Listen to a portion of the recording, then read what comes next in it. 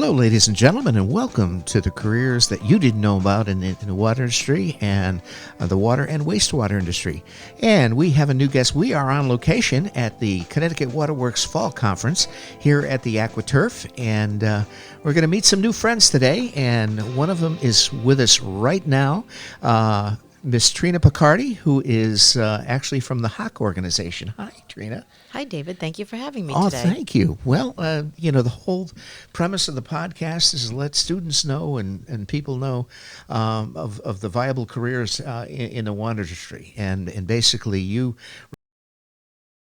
aspect of the water industry, more from the vendor side and so forth. And I know from our intros to you guys. I mean, we use a lot of Hach equipment that you guys provide and test equipment. So tell us a little bit about Hach and how you got into the industry. Sure. So Clifford Hach started Hach in the 40s, and his idea at the time was to make water analysis easier for operators. Mm-hmm. We know that operators wear a lot of hats, and a lot of times they were not science majors from large colleges. And so Clifford's vision was how to make chemistry and testing water as easy as possible for them. And I am currently a salesperson for the Hach Company. Okay. Continuing on with Clifford Hach's vision. Nice. Now, how long have you been in sales? I've been in sales almost my entire career. Okay. I've worked for some other manufacturers in the water space, U.S. Filter and Siemens Water Technologies. Okay. They're now known by other organizations now. Uh-huh. And then joined Hach in 2008. Oh, okay. So you're a veteran in the company now. My God. So Yep. Anyway, so tell us a little bit about some of the test equipment that you guys roll out to the water industry. Sure. So two flagship measurements that Hach is very well known for around the world is turbidity and chlorine. Mm-hmm. And those are critical to ensure that our drinking water is safe for the communities. Yes, obviously disinfection and turbidity is, for those on the technical side, turbidity is nephelometric turbidity units. That is correct. And as I tell my students, that's measures the amount of schmegma in the water. That is correct. Originally done with a Jackson candle, correct? Yes. Yeah. Now that's going back. Many people realize that and so forth. And those are how technology has evolved, as, centuries have gone by, from that standpoint. Obviously, disinfection has been, around for many, many years. And, most folks now, I think, are getting away from chlorine. I think they're kind of using sodium hypochlorite. Sure, yeah. But the measurement that we're doing still in the industry is free and total chlorine. Yep. And that can be done in many different ways. When I meet friends or explain to others who are not in the industry what I do, I always reference if you have ever had a swimming pool. Yep. And create that pink color to say how much chlorine is in your swimming pool. Yes. That is repeated hundreds of thousands of times across the United States every day with Hach equipment. Yes. As small as a single parameter handheld instrument or performed real time to ensure that the plant sending the water to the community meets EPA and DEP standards. Yes. Well, I can remember the litmus papers that people used to measure their pools. Or color wheels. Well, exactly. Yes, The color. You had the little colorimeters that you used to put the vial in, and that is correct. No, it's a little bit more like this. Okay, that's good. So, so now where is Hach located now? Primarily, I know they're all over the United States as far as that goes. So Hach has 3 factories. So we're in Loveland, Colorado is one of our main factories. Ames, Iowa is a chemical factory. Okay. And then we have a warehouse where we warehouse all of our goods that ship out to the customers. Mm-hmm. Now, with obviously COVID has affected everything, from, we're hopefully, getting beyond that. Agreed. Did you guys experience supply chain issues, with the COVID? We did. There was no avoiding it, I think, no matter what industry you were in. And there were some things that plastics, raw materials. Clifford Hach, when he started Hach, it was actually the Hach Chemical Company. Okay. And so there was a lot of chemicals that were unavailable. I will say that the drinking water community is so collaborative, and if one municipality was having a trouble getting product due to a supply chain issue, this is where I come in, and they could call, and I could say, well, we can call North Haven, we can call another community who has stocked up, Yeah. in preparation Yeah. of everything that happened with supply chain and COVID, and other communities will always support each other. Sure. It's such a great industry, so other communities came to the aid of other ones, and I would say, though, currently at Hach we have recovered from the Yeah. supply chain crisis. I think most everybody has, but it's a matter of I do many podcasts, and one of the podcasts that I do for the town of Portland, is I interviewed we have the Chatham Health District, which is a regional health district that covers 7 towns and so forth. And Russ Melman, who was the director of public health, I says, well, when we first started doing it, the podcast basically consisted of, okay, what was the infection rate of COVID, and the hospitalization rate, and what variant are we on now? And so I asked him, we did one 2 weeks ago. He says, so what's the status? We haven't talked about COVID in a long time. He says, no. He says, that's gone. I says, we've learned to live with it. That's right. It is what it is. But you get to that point where you have to adjust and adapt and go from there.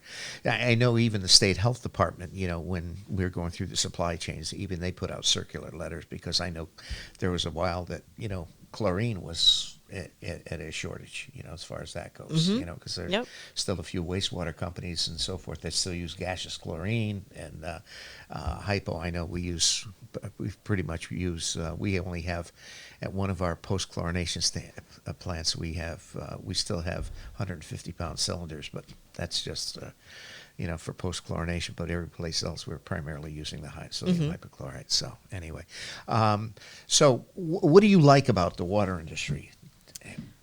So I've covered a lot of different verticals in my career with Hach. I've gone to power plants, food and beverage, pharmaceutical companies. The pace of working with the municipalities and the drive to be doing something for the public good is really what motivates me. Sure. The collaboration that I talked about in the industry, I really enjoy.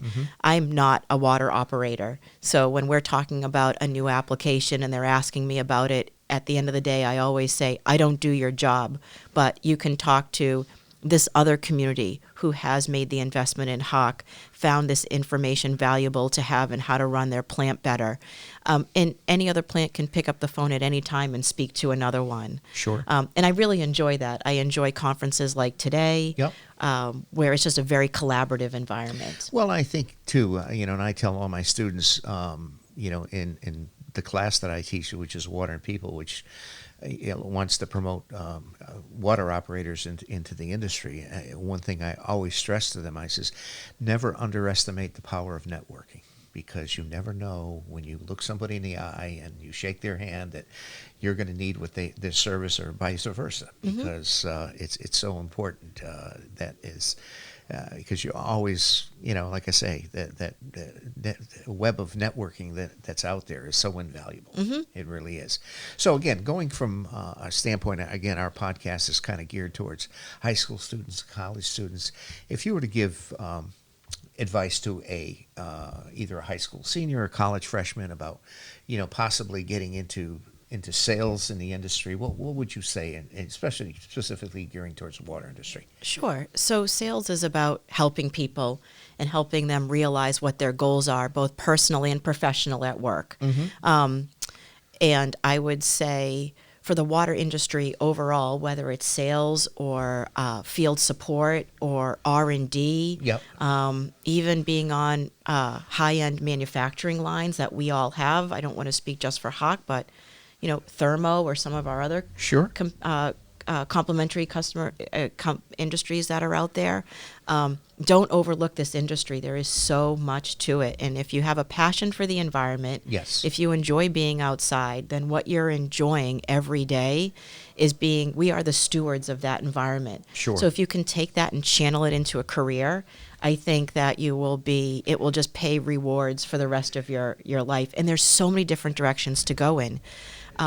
We see GIS in software now. So we have all these SCADA systems with IT. So getting these students, these young adults, into plants and having them see and go and have a tour Yeah. is so important, because it's just not you turn your tap on at home and water comes out. Yeah. But how did it start for me? Yes. How did it start for the Merrimack River in Lowell, Massachusetts? Yeah. And now it's drinkable. And the same thing for when you flush your toilet or you're running your garbage disposal. Where is that going? Yes. And so, we know that we are at a deficit of talent in our industry. Absolutely. And I personally make it my mission of every time I'm speaking to someone who's looking for a career avenue that I always speak about the environmental sciences. Sure, absolutely. Well, I mean, again, succession planning in this industry, that's been one of my passions for years, and that's why I created the Water and People class. But, I'm going to be retiring in January, okay, and I've been in the industry 50 years. So, we have to start, pun intended, to start refilling that pipeline. We do. To get students interested in, and I think we spoke a little bit offline. It's many times, when I ask people how they got into the water industry, it's not something that when they were in high school, they said, well, I think I'm going to go in the water industry, or I'm going to, it's basically, on all the podcasts that I've done, the people that have gotten into the water industry is basically by happenstance. Okay. I know what my father grew up in the industry, or my uncle knew a guy, says they were looking for somebody, and so it goes. But, we're trying to change that mindset to the point of saying, hey, this is a very viable career. It's a lucrative career. It's a secure career. It's not something that is, from a job standpoint, that can be outsourced overseas. We need boots on the ground. We need service people. We need salespeople. We need operators, and we need engineers. So if we can make that fit, it's a win-win for everybody. And I'm in that field that you talk about. So my father was in water purification. See? Worked at a small instance of a company called Continental Northeast Water many years ago. Okay. And he asked me as a teenager if I could come in and just answer the phone. And I was a teenager. Of course, I could talk on the phone. I talked to my friends constantly. Yes. And so came in and answered the phone. And then when I graduated college, I do not have a science degree. He gave me my first job. I was coordinating our field service techs to go out.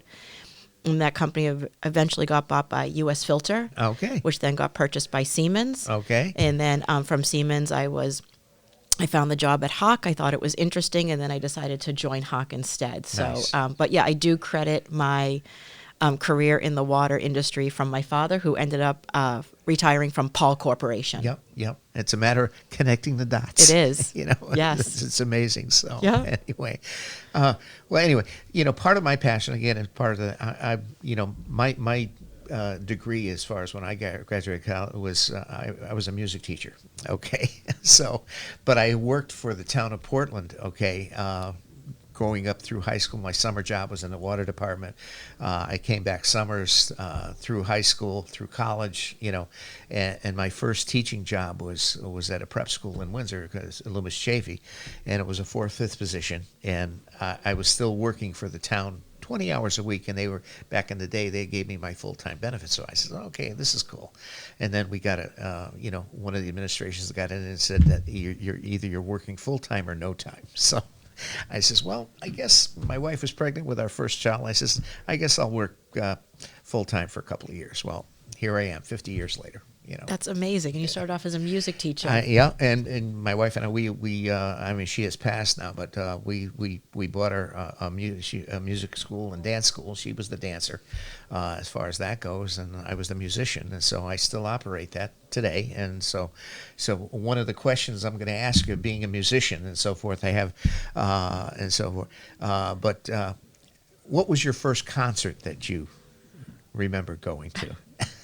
It was the Go-Go's when I was very young, and my aunt took me in Boston, Massachusetts. There you go, the Go-Go's. Yes. Fantastic. Now, if you were stuck on a desert island, okay, what this is quite. What would your desert island albums be? Probably some U2, Maybe even the new Taylor Swift. I might be a little too old for Taylor A Swift, but Swiftie. I like the new one. Oh, yes. But ultimately, kind of, I'm an 80s person Okay. music. So, There you go. Yep. Fantastic. Love these Awesome. questions. Yeah. Okay. Now the next desert island album. Okay. If you're stuck on a desert island, okay, what food could you eat every day? Pizza.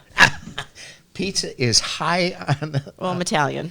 Oh, So there you good go. pizza. There Has you- to be good pizza. There you go. Are you Yes. familiar with any of the New Haven pizza places? No, I live in Boston. So Okay, you live in Boston. Well, So probably a little rivalry there. okay. Well, there's obviously there's a story that pizza was invented in New Haven and Okay. all that kind of stuff. But we have the three biggies which are in New Haven. You have Pepe's Pizza. Okay, we have Modern Pizza, and we have Sally's. So depending on what your flavor is, I did I did a podcast at our music store, and one of the guys who actually did produced a movie called The Pizza Story, and he did the production of it. But he shows up at the podcast, okay, with three big Sally's pizza pies. so you know where he was, as far as that goes. But yes, so that I could was, do pizza, breakfast, lunch, and dinner. There you go. On my island and with my music. and cold pizzas, there's It's- nothing wrong with cold pizza Yes. either. Go from there. So fantastic. Well, hey, thank you so much for Thank taking you. time. This is awesome. It was really awesome to do. To go from there. And again, we're again trying to fill this pipeline and go from there. So anyway, thank you so much. Fantastic. All right, ladies and gentlemen, thank you so much. And that concludes this episode of the future of the water and wastewater industry and the careers you didn't know about. And we're going to have a whole lot of new friends coming up this afternoon and today to get their perspective on the water industry. So, Trina, thank you so much. Thank you. All righty.